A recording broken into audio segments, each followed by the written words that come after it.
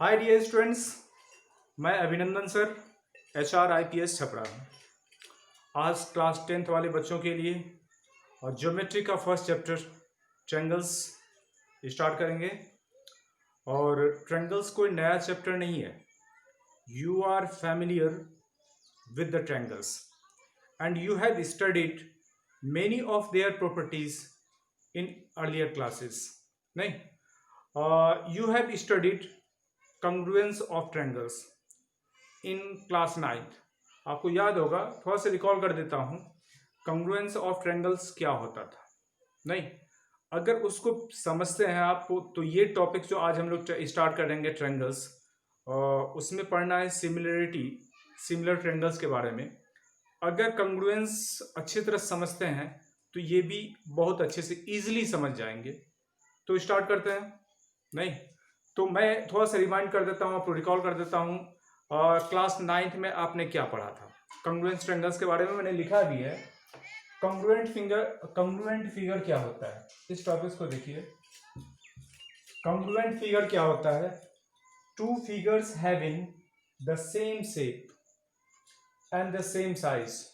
9th class में पढ़ा था, अगर दो फिगर का शेप सेम रहे और साइज भी सेम रहे, शेप और साइज दोनों सेम रहे, तब उसे कहते हैं ना आर कॉल्ड कॉन्ग्रुएंट फिगर ना। Then we can say that both figure और figures are called congruent figure.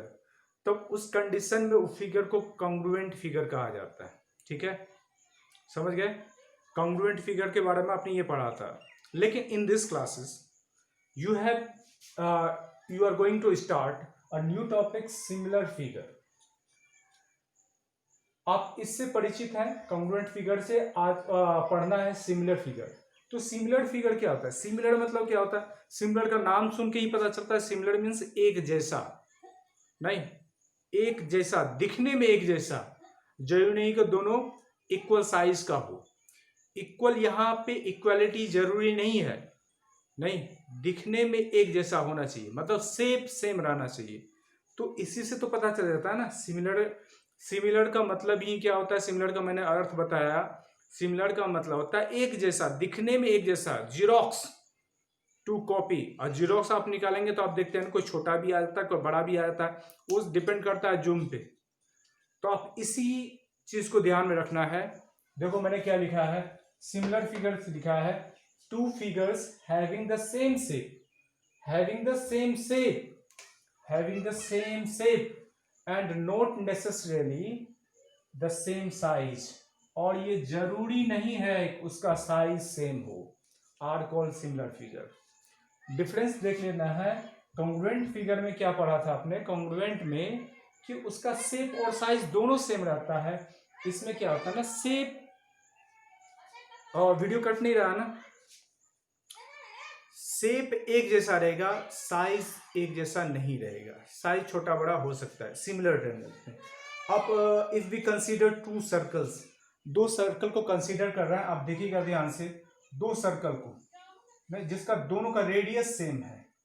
इसका रेडियस है सपोज करो 2 सेंटीमीटर। एक और सर्कल ले लिया मैंने, इसका भी रेडियस 2 सेंटीमीटर। नहीं, if we consider two circles having the same radii 2 centimetre and 2 centimetre, दो सर्कल है, दोनों का रेडियस 2 सेंटीमीटर है, तो उस कंडीशन में आप इसको क्या बोलेंगे? ये दोनों सर्कल क्या है? क्योंकि बोलेंगे सर अब दोनों का रेडियस सेम है, दोनों का शेप भी सेम है, शेप एक जैसा है, और साइज भी सेम है। अगर दोनों को एक दूसरे को ऊपर करे तो दोनों एक दूसरे को ओवरलैप करेगा। नहीं, both figures overlap to each other, दोनों फिगर एक दूसरे को ओवरलैप कर देगा। अगर ओवरलैप कर लेगा तो ये हो जाएगा कॉन्ग्रुएंट। ये क्या हो जाएगा? कॉन्ग्रुएंट। ये हो गया कॉन्ग्रुएंट फिगर्स। ठीक है, अब इसकी बात करते हैं सिमिलर फिगर की। आप सिमिलर कैसे दिखाएंगे? सिमिलर में मैंने क्या लिखा है? सिमिलर में लिखा है two figures having the same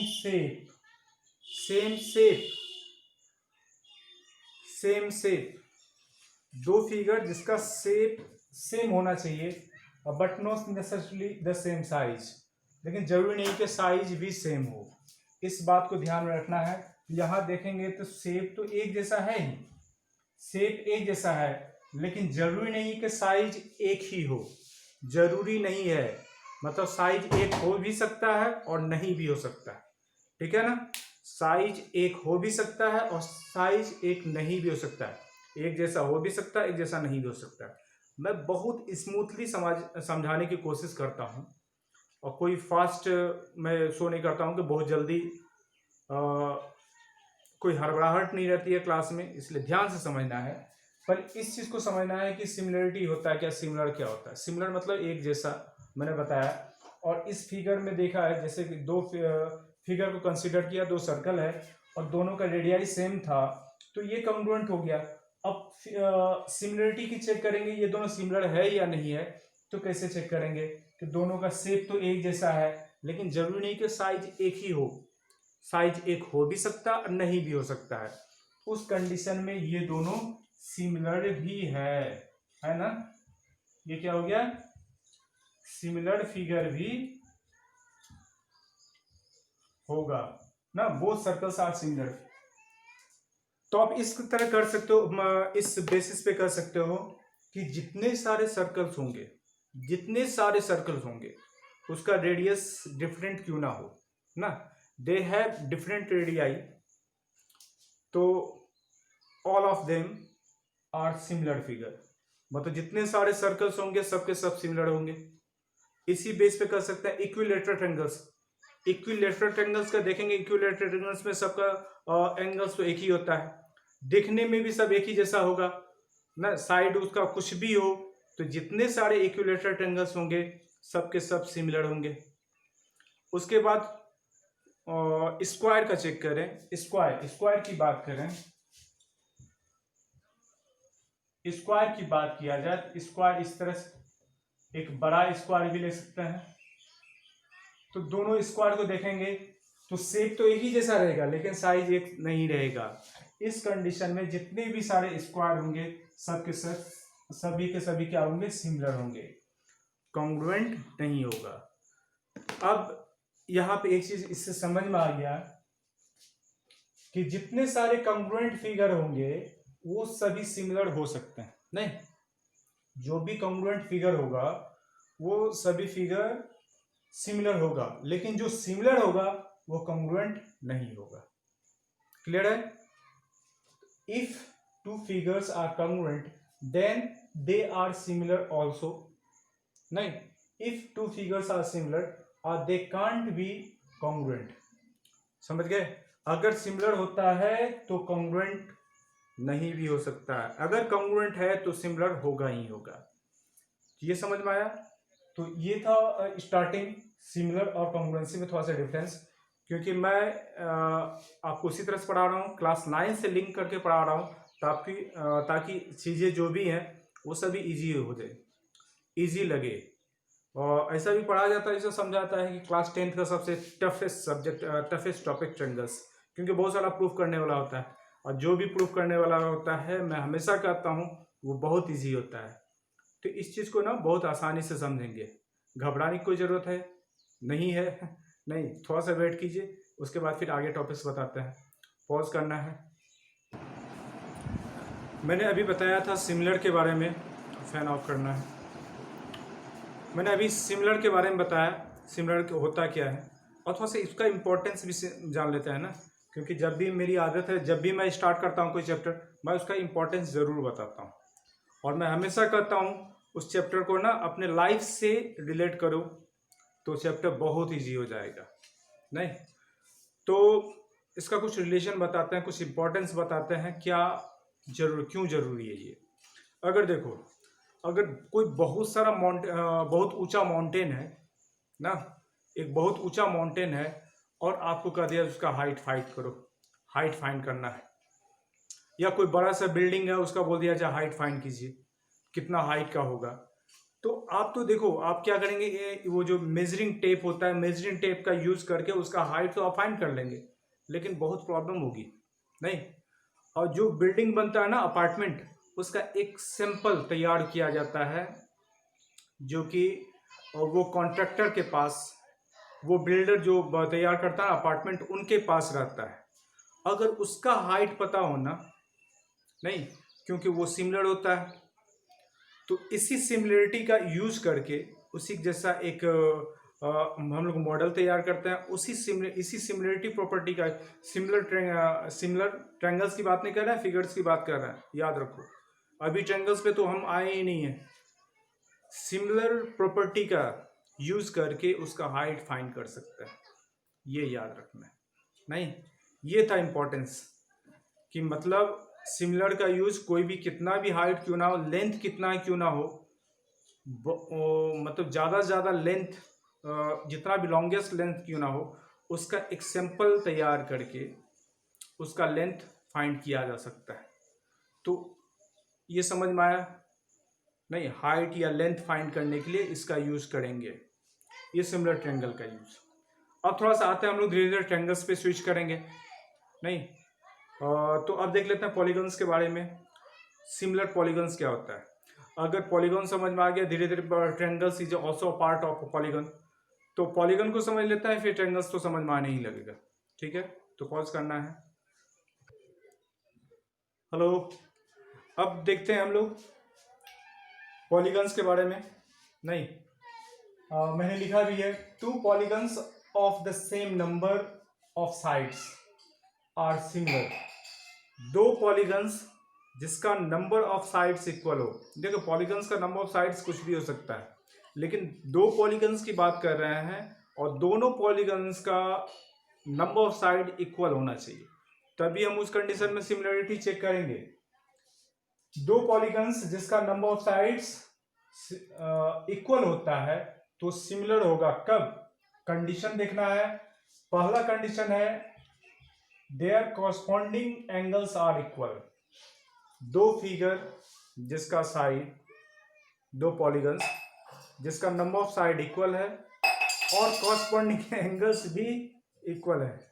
corresponding angles are equal, their corresponding angles are equal and their corresponding sides are in the same ratios और proportion।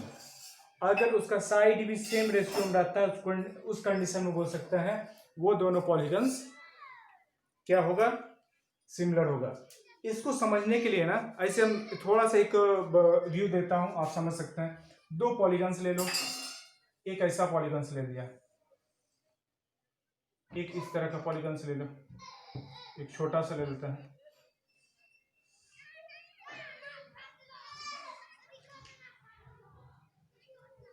यहां आप देखेंगे सबका एंगल्स एक है। अगर ये होता है कितना डिग्री हो, 80 डिग्री, ये भी 80, और ये ले लेते हैं 105 डिग्री, ये भी 105 डिग्री। इस तरह से इसका वैल्यू, इसका वैल्यू, सब एंगल इक्वल है। ये इसके इक्वल है और ये एंगल इसके इक्वल है। तो देखो कॉरस्पॉन्डिंग दो फिगर में, क्योंकि नंबर ऑफ साइड्स इक्वल है, दो पॉलीगन्स है, इसमें नंबर ऑफ साइड्स कितने हैं? 1 2 3 4, इसमें 1 2 3 4, 4 साइड्स का दो पॉलीगन है, क्वाड्रिलेटरल है। क्वाड्रिलेटरल भी तो पॉलीगन्स ही है ना, तो नंबर ऑफ साइड इक्वल है और कॉरस्पॉन्डिंग एंगल भी सेम है। अगर ये पहला कंडीशन हो जाता है तो उस कंडीशन में भी वो सिमिलर होगा। या दूसरा कंडीशन, एंगल गिवन नहीं है, साइड गिवन हो। साइड गिवन है, ये समझो कि ये है कितना लेट कर लेते हैं, 6, और ये है 3, ये है 4, ये है 2। और अगर ये हो सपोज कीजिए ये हो 12 और ये है कितना, 6।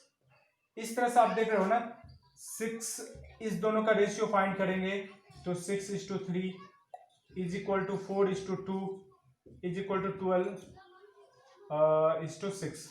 सबका रेशियो फाइंड करो तो सबका 1/2 ही आएगा। कितना आएगा? 2:2:2:2। इस तरह सबका रेशियो इक्वल आ रहा है। इस कंडीशन में भी दोनों सिमिलर होगा। अब थोड़ा सा ना इसको और अच्छे से समझने के लिए एक एक्टिविटी पढ़ते हैं, जो आपके बुक में भी एक्टिविटी है। उसको समझने के बाद फिर आपको बहुत अच्छे क्लियर तरह से समझ में आएगा। ठीक है, तो फिर वीडियो को पॉज करते हैं, वो समझते हैं। अब देखते हैं तो एक एक्टिविटी देखते हैं हम लोग, जो आपके बुक में भी एक्टिविटी है, ताकि आपके पास कोई क्लू ना रह जाए कि सर ये नहीं बताया एक्टिविटी था। तो एक्टिविटी भी देख लेते हैं। एक एक्टिविटी है, यहाँ से एक बल्ब हैंग किया हुआ है और बल्ब से जो रे आ रहा है ना, रे ऑफ लाइट, वो यहाँ पे क्वाड्रिलेटरल है ABCD। ABCD को प्लेस किया गया है, क्वाड्रिलेटरल शेप में है, कोई प्लेट होगा या कुछ भी हो सकता है। ABCD है, ठीक है। इसका शैडो जब कास्ट किया तो नीचे शैडो कास्ट करेगा, इसका इनलार्जमेंट साइज होगा। ये ABCD का ये इनलार्ज साइज होगा, मतलब ABCD क्वाड्रिलेटरल है तो A dash B dash C dash and D dash, ये क्या हो जाएगा, ये इसका इनलार्ज साइज होगा। तो मैंने लिखा भी ABCD के क्वाड्रिलेटरल और A dash B dash C dash और D dash is an enlargement of quadrilateral ABCD। ABCD का इनलार्ज साइज है ये। तो इस कंडीशन में देखो, क्योंकि रे पास हो रहा है तो सभी साइड प्रोपोर्शनली इनलार्ज होगा। प्रोपोर्शनली इनलार्ज होगा मतलब सभी साइज में जो इंक्रीमेंट होगा वो प्रोपोर्शन होगा। तो मैंने सिमिलरिटी की बात भी की थी, प्रोपोर्शन की बात की थी ना, तो यही चीज ध्यान में रखना है। ये कैसे प्रोपोर्शन हो रहा है, तो आप देखेंगे कि एंगल सेम रहेगा। इस फिगर का एंगल A, इस फिगर का angle A dash, B dash B and B dash, C angle C is equal to angle C dash, angle D is equal to angle D dash. ये corresponding angle equal हो गया। ये vertex ABCD है। इस correspondence को कैसे show करेंगे, अगर कॉरस्पॉन्डेंस को शो करना है, ये लिख देता हूं, कॉरस्पॉन्डेंस को शो करने के, जैसे A corresponding to A dash, तो ऐसे लिखेंगे A इसका कॉरस्पॉन्डिंग है, तो दोनों साइड एरो देंगे, इसका कॉरस्पॉन्डिंग है A डैश और A डैश का कॉरस्पॉन्डिंग एंगल है, वर्टेक्स है A।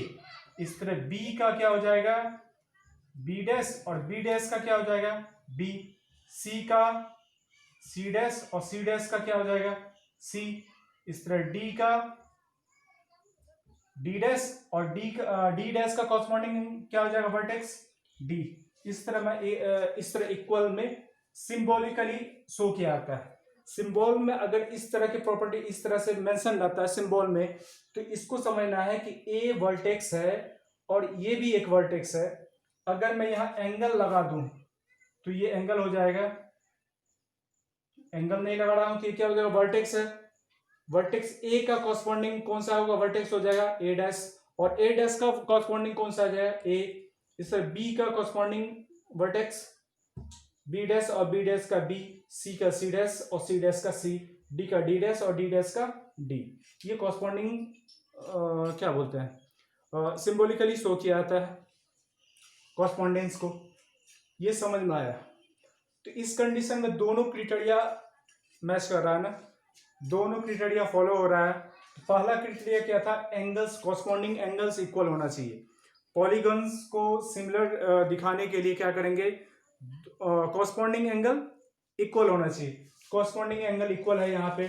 उसके बाद कॉरस्पॉन्डिंग साइड्स भी प्रोपोर्शन होना चाहिए, इक्वल नहीं होना चाहिए। कॉरस्पॉन्डिंग साइड प्रोपोर्शनल होना चाहिए।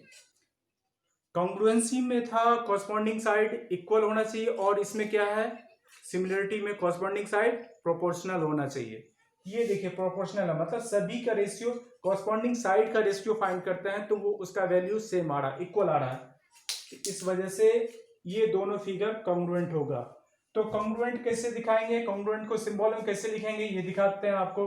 तो ABCD क्वाड्रिलेटरल ABCD सिमिलर देखने के लिए, कॉन्ग्रुएंस नहीं सॉरी सिमिलर होंगे। ये प्रोपोर्शनल है तो ABCD और A dash B dash C dash D dash ये दोनों क्या हो जाएगा सिमिलर हो जाएगा। कॉरस्पॉन्डिंग एंगल इक्वल है, कॉरस्पॉन्डिंग साइड्स प्रोपोर्शनल है, तो ये दोनों फिगर सिमिलर हो जाएगा। लिख सकते हैं ABCD quadrilateral ABCD similar to quadrilateral A dash B dash C dash D dash. ये हो गया सिमिलर, ये सिंबल में शो करेंगे, ये क्या हो गया ये सिमिलर है, ठीक है। सिमिलर को सिंबल में इस तरह से डिनोट किया जाता है, लिखा जाता है। तो ये सिंबल लिखने का तरीका हुआ। कुछ क्वेश्चन देख लेते हैं इसी बेस पे, और फिर एक्सरसाइज 6.1 का क्वेश्चन आपसे सॉल्व हो जाएगा। एक दो क्वेश्चन देखेंगे, फिर हम लोग इस वीडियो क्लास को वाइंड अप करेंगे। पॉज। अभी मैंने कहा था क्वेश्चंस का, कुछ क्वेश्चंस देखेंगे। क्वेश्चन देखने की जरूरत नहीं होगी, क्योंकि आप इसको वीडियो को अच्छी तरह से समझेंगे और देख के समझेंगे तो आपको बहुत इजीली समझ में आएगा। ठीक है, और जहां भी नहीं समझ में आए वीडियो को पॉज करके समझना है। ठीक है, और फिर भी नहीं समझ में आएगा फिर तो लाइव क्लास में फिर से इसको डील करना ही है। तो फिर से एक बात ध्यान रखना है, अगर कॉन्ग्रुएंसी कॉन्ग्रुएंसी की बात ही कर रहा हूँ ना, क्लास 9 में पढ़ना है। सिमिलरिटी की चेक करना, सिमिलर फिगर देखना है तो उसका कॉरस्पॉन्डिंग एंगल इक्वल देखना है। पॉलीगन्स में अगर सिमिलर चेक करना है, सिमिलरिटी चेक करना है, कॉरस्पॉन्डिंग एंगल को देखना है और कॉरस्पॉन्डिंग साइड को देखना है। कॉरस्पॉन्डिंग एंगल्स इक्वल होना चाहिए और कॉरस्पॉन्डिंग साइड्स प्रोपोर्शनल होना चाहिए। इक्वल नहीं, प्रोपोर्शनल होना चाहिए। प्रोपोर्शनल हो जाएगा तो सिमिलर हो जाएगा नहीं। और इस क्लास में हम लोगों ने क्या क्या पढ़ा, सिमिलरिटी का डेफिनेशन देखा, सिमिलर फिगर क्या होता है उसका डेफिनेशन देखा, कॉन्ग्रुएंसी फिगर का डेफिनेशन देखा, दोनों का डिफरेंसेस देखा, और सिमिलरिटी कैसे चेक करेंगे पॉलीगॉन्स में वो भी देखा। तो इस वीडियो में इतना काफी है ना। तो अगले वीडियो में फिर से मिलेंगे, और अगले वीडियो में हम लोग देखेंगे ट्रायंगल्स के बारे में, क्योंकि ट्रायंगल्स चैप्टर भी है, ट्रायंगल्स चैप्टर भी है, और ट्रायंगल्स का सिमिलरिटी चेक करना सिखाएंगे। ठीक है, तो फिर मिलते हैं अगले वीडियो में। और आप लोग के लिए होमवर्क रहेगा एक्सरसाइज 6.1 एनसीईआरटी का। ओके, तब तक के लिए बाय।